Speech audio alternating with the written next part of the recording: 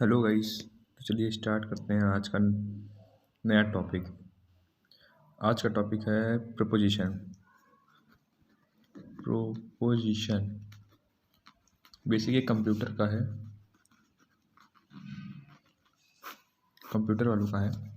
Proposition दो type की होती हैं, एक होती है सिंपल, एक होती है एक होता है कंपाउंड। बेसिकली सिंपल में क्या है, सिंपल में जैसे कि एग्जांपल लेते हैं, इट इज़ रेनिंग,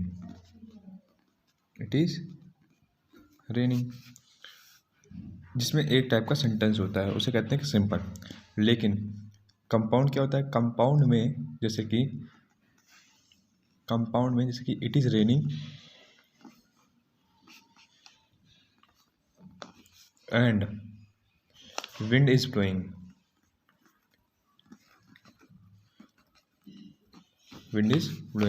इसमें जो एंड है, ये क्या है, एक कनेक्टिव जैसा काम करता है, कनेक्टिव जैसा काम करता है और इसे कनेक्टिव बोलते हैं और ऑपरेटर भी बोलते हैं इसको। तो हम लोगों को इसके बारे में ही पढ़ना है। चलिए स्टार्ट करते हैं, कंपाउंड की डिटेल में जाते हैं। चलिए तो यहाँ लिखते हैं कंपाउंड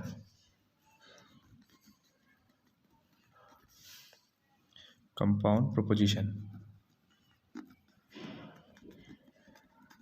कंपाउंड प्रोपोजिशन 5 टाइप्स की होती हैं बेसिकली। फर्स्ट इज डिसजंक्टिव,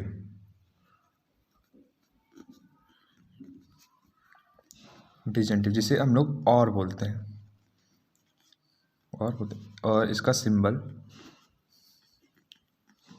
कुछ ऐसा होता है, वी की शेप में बोलते हैं, या फिर हम लोग इसको एडिशन ही बोलते हैं, प्लस इसका सिंबल होता है। इसका काम ही होता है कि दो स्टेटमेंट को ज्वाइन करना, ऐड करना। जैसे कि हमारे पास यही सेंटेंस ले लेते हैं, कंपाउंड वाला ही, इट इज़ रेनिंग, ये ए है, और इसे हमने बोल दिया विंड इज ब्लोइंग। इसको ज्वाइन करने के लिए हम लोग इसका इस्तेमाल करेंगे, ए और बी बोलते हैं इसको, ठीक है। जैसे कि इट इज़ रेनिंग, ए को लिख दिया, ए और बी को लिख सकते हैं, इट इज़ रेनिंग और विंड इज ब्लोइंग। जो और ऑपरेटर है, इसको हम लोग ऑपरेटर बोलेंगे, ऑपरेटर बोल सकते हैं, या फिर इसको हम लोग, इस और को हम लोग बोलेंगे disjunctive proposition, compound proposition, disjunctive compound proposition.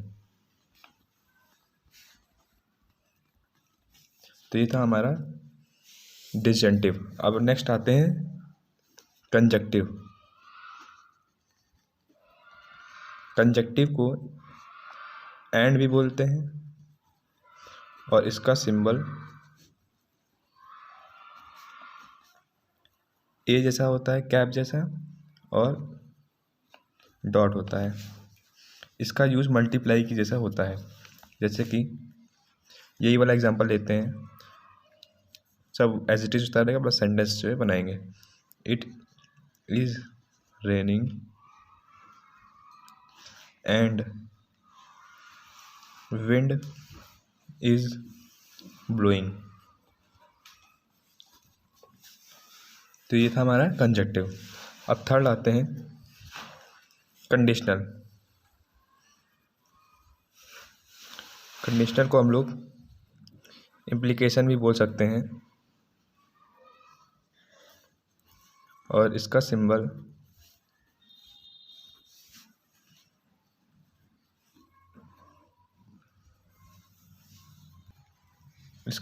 होता है इस टाइप में और एरो टाइप में, या फिर इसको उल्टा सबसेट भी बोलते हैं, ऐसे रिवर्स सबसेट बोलते हैं इसे, ठीक है। ये हो गया। इसका एग्जांपल हम लोग उसी से देख के करते हैं। ये एग्जांपल इसका था और इसका एग्जांपल इसी जैसे हम लोग एंड लिखें इम्प्लीकेशन, इसको हम लोग इफ़ एंड इफ़ और देन लिखते हैं। इफ़ डैश देन मतलब इफ़ फर्स्ट सेंटेंस देन लगा के दूसरा सेंटेंस लिखेंगे। जैसे कि if it is raining then wind is blowing. उसके बाद मूव करते हैं दूसरी तरफ, दूसरे सेंटेंस में 4 टाइप है जिसे हम लोग बोलेंगे क्या, बाई कंडीशनल।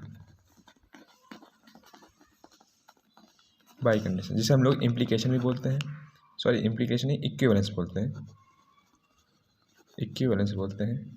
और इसे हम लोग if and only if then भी बोलते हैं। और इसका सिंबल कुछ इस तरह हो सकता है। ये इसका सिंबल है, ये देख लीजिए सिंबल इसका सिंबल है ना। और इसका सिंबल ये और भी हो सकता है इसका सिंबल कि 3 लाइन्स हो सकती है पैरेलल में, या फिर एक ऐसे हो सकता है, एक ऐसे हो सकता है। ठीक है, आगे इसका एग्जांपल देखते हैं। इसका एग्जांपल देखते हैं जैसे कि वही वाला लेते हैं, if and only if it is raining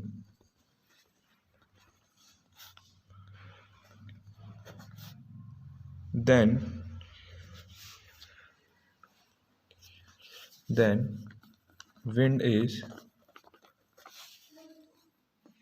blowing। ठीक है, उसके बाद लास्ट आता है 5th में निगेशन, जिसे हम लोग बोलते हैं निगेशन। इसको हम लोग नॉट भी बोलते हैं, इसे हम लोग इनवर्स भी बोल सकते हैं, इनवर्स भी बोल सकते हैं। और ये बस यही, और इसका सिंबल है, और इसका सिंबल है इस तरह कुछ हो सकता है, इस तरह हो सकता है, या फिर इस तरह हो सकता है। मतलब जैसे कि हम लोग एक एग्जांपल लेते हैं, पी है, पी में इसको इस तरह लिखिए तो समझ आना ये निगेशन का है। ऐसे ऊपर बार टाइप में लग जाए तो, कॉमा लग जाए तो, और एक और है देख लो, ये ऐसे ये लग जाए ये। ठीक है, और इसका एग्जांपल देखते हैं। इसमें क्या होता है, इसमें एक ही सेंटेंस की ज़रूरत पड़ती है जो उल्टा कर देता है, ये नॉट लगा देता है। जैसे कि इट इज़ रेनिंग है, इट इज़ रेनिंग है, इट इज़ रेनिंग, तो जब ये प्रपोजिशन यूज़ करें तो ये कर देगा it is not raining, not raining कर देगा, इट इज़ नॉट रेनिंग कर देगा। तो ये था हमारा प्रपोजिशन का टॉपिक। 5 टर्म इसमें आए कंपाउंड प्रपोजिशन में। अभी कुछ एक्स्ट्रा टर्म भी हैं, एक्स्ट्रा 4 टर्म कौन कौन से हैं मैं बता देता हूँ आप लोगों को। पहला तो है कॉन्टीजेंसी, जैसे बोलते हैं हम लोग, क्या बोलते हैं, कॉन्टीजेंसीज बोलते हैं, कॉन्टीजेंसीज यहाँ लिख लेते हैं। अनदर टर्म लिख लेते हैं ना यहाँ पे, अनदर टर्म कौन सा, कॉन्टीजेंसीज। पहले कॉन्टीजेंसीज में क्या होता है, जब हम लोग कोई ट्रुथ टेबल बनाते हैं, ट्रुथ टेबल बनाना बता देते हैं। नेक्स्ट वीडियो में मैं आपको बताएंगे ट्रुथ टेबल बनाना। अगर ट्रुथ टेबल बनाते हैं, चलो एग्जांपल दे देता हूँ मैं आपको। जैसे कि है हम लोगों के पास एक P है और एक Q है, और इसमें हम लोगों ने बाइनरी नंबर लिखा, 1 का 0 का लिखा, 0 1 1 0 1 1। ये है हम लोगों का ट्रुथ टेबल। 2 इनपुट दिया और मान लीजिए हम लोगों ने यहाँ लिखा P इम्प्लीकेशन क्यों लिखा। तो इम्प्लीकेशन का काम क्या होता है, इम्प्लीकेशन का काम ये होता है कि जैसे 0 0 है तो 1 लिख देगा, 0 1 है तो 1 लिख देगा। अगर कहीं पर 10 वाला नंबर आ जाए, 1 इधर हो 0 इधर हो, 1 लेफ्ट हैंड साइड हो और 0 राइट हैंड साइड हो, तो हम लोग उसको 0 लिख देंगे, अदरवाइज 1 लिख देंगे। बाकी ये इस तरह है। जैसे कि ये केस में ये कंटीजेंसी नहीं, कॉन्टीजेंसी है, सॉरी, ये कंटीजेंसी इसमें 0 भी है 1 भी है। कॉन्टीजेंसी क्या होता है? कॉन्टीजेंसी होता है जिसमें लास्ट में जो टर्म आता है, ये जो लास्ट में टर्म आया है पी इम्प्लीकेशन क्यू में, इसमें 1 भी है और 0 भी है। इट्स मीन ये क्या है? ये है, इट इज़ कॉन्टीजेंसीज, इसका मतलब कॉन्टीजेंसीज है, ये कॉन्टीजेंसीज है। कॉन्टीजेंसीज क्या होता है? The preposition that have some combination of ones and zeros in their truth table, it is called contingencies. जिसमें 0 भी आए और 1 भी आए ट्रुथ टेबल में, ठीक है। 0 and 1 both are coming in truth table, truth table में आए, तो इसी को बोलते हैं कॉन्टीजेंसी। अब नेक्स्ट टर्म आता है क्या? टोटोलॉजी आता है, सेकंड नंबर पे आता है TAUTO,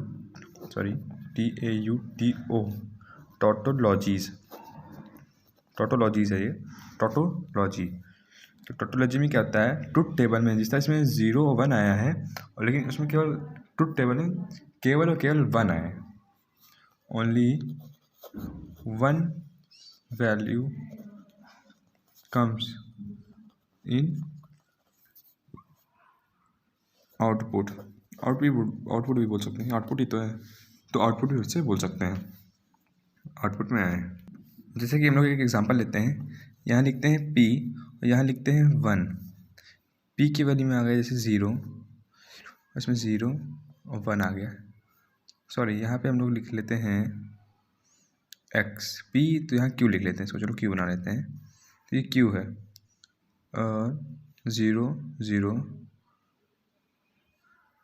और इसे हम लोग यहाँ 1 लिख देते हैं, सपोज मान लो 0। और इन दोनों को जब सम किया, मतलब इन दोनों कौन सा ऑपरेटर है? ये ऑपरेटर है कंजक्टिव ऑपरेटर। इन दोनों को प्लस कहते हैं 1 और 1, लास्ट में जो 1 1 आया है, इट्स मीन यही क्या है? टोटोलॉजी है। क्या है? यही टोटोलॉजी है। फिर थर्ड आता है, थर्ड आता है कॉन्ट्राडिक्शन आता है। कॉन्ट्राडिक्शन में क्या है? कॉन्ट्राडिक्शन इसी का अपोजिट है, रेसिप्रोकल है। जैसे इसमें ओनली 1 आता है, उसमें केवल ओनली 0 आएगा, ओनली 0 वैल्यू कम आएगी, 0 वैल्यू कम्स इन आउटपुट, ठीक है, केवल 0 वैल्यू ही आएगी। जैसे कि हम लोग एग्जांपल ले सकते हैं x और x इंडिकेशन का, तो इसमें से 1 लिखा तो यहाँ क्या क्या 0 आ गया, यहाँ 0 लिखा तो यहाँ 1 आ जाएगा। और जब इन दोनों को मल्टीप्लाई कराएंगे x डॉट x बार को, ठीक है, x डॉट x बार को जब मल्टीप्लाई कराएंगे तो यहाँ 0 आएगा, यहाँ 0 आ जाएगा। तो इट्स मीन ये क्या है? कॉन्ट्रडिक्शन है। ये क्या है? कॉन्ट्रडिक्शन है। नेक्स्ट है कंसिस्टेंट स्टेटमेंट, जिसे बोलते हैं कंसिस्टेंट स्टेटमेंट। तो कितने हो चुके? 3 पॉइंट हो चुके, ये चौथा पॉइंट है, कंसिस्टेंट स्टेटमेंट जिसे बोलते हैं, ऐसे कंसिस्टेंट स्टेटमेंट। इसमें क्या होता है? इसमें बेसिकली ये होता है कि अगर 2 स्टेटमेंट हैं, जैसे 2 स्टेटमेंट हैं, उन दोनों को मल्टीप्लाई करने पे आउटपुट में 0 ना आए, मतलब आउटपुट में कॉन्ट्राडिक्शन ना आए, तो ये कंसिस्टेंट स्टेटमेंट होता है। जैसे क्या मतलब? 2 स्टेटमेंट लिख देता हूँ, 2 statement are consistent if and only if there conjunction mean and operator जैसे बोलते हैं, कंजक्शन मतलब कि and proposition, conjunction is not a contradiction.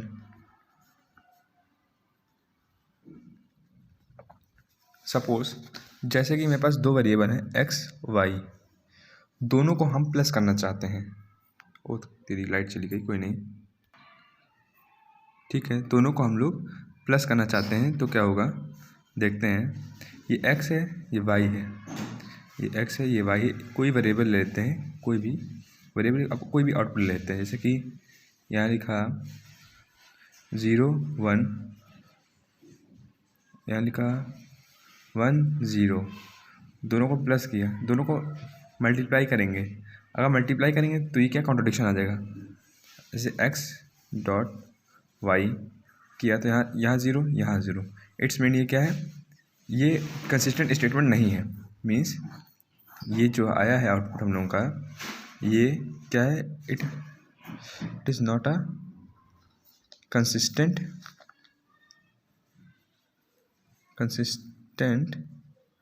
Statement, consistent statement नहीं है।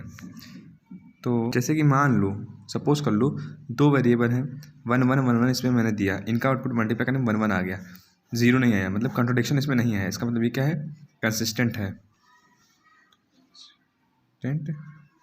स्टेटमेंट है, ठीक है। फिर हम लोग नेक्स्ट पढ़ते हैं जिसका नाम है कन्वर्स।